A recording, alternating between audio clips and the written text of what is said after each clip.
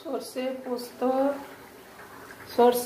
পোস্ত আর লঙ্কা, হলুদ, ধনে গুঁড়ো, জিরে গুঁড়ো, নারকেল সব দিয়ে বেটে ভেজে নিয়েছি।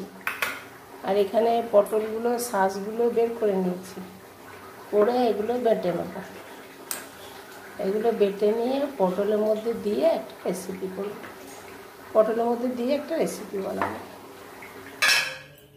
সর্ষের তেল দিয়ে বাটাটা ভেজে নেব, পটলে শাঁস বাটাটা ভেজে নিচ্ছি।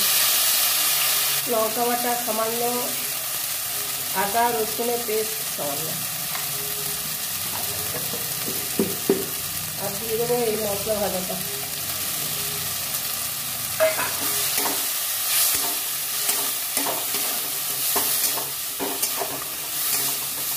এটা পুরো ভরে নেবো।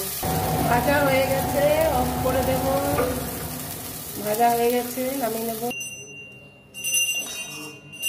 এইভাবে সব ভরে নেবো পুরগুলো।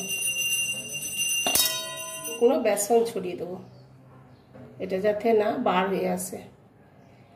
এটা ভিজে গেলেই ঠিক হয়ে যাবে। এইভাবে বেসন দিয়ে আর পুরটা ভরে নিলাম। বেসন দিয়ে পুরটা আটকে দিলাম। এবার আমি ভেজে নেব।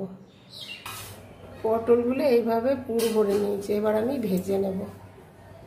কড়াইয়ে সর্ষের তেল দিয়েছি, এবার আমি একটা করে ভেজে নেব। এইভাবে ভেজে নেব।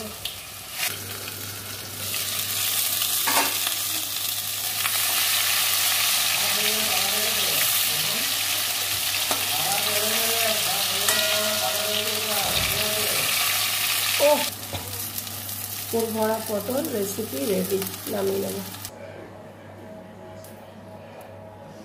রেডি।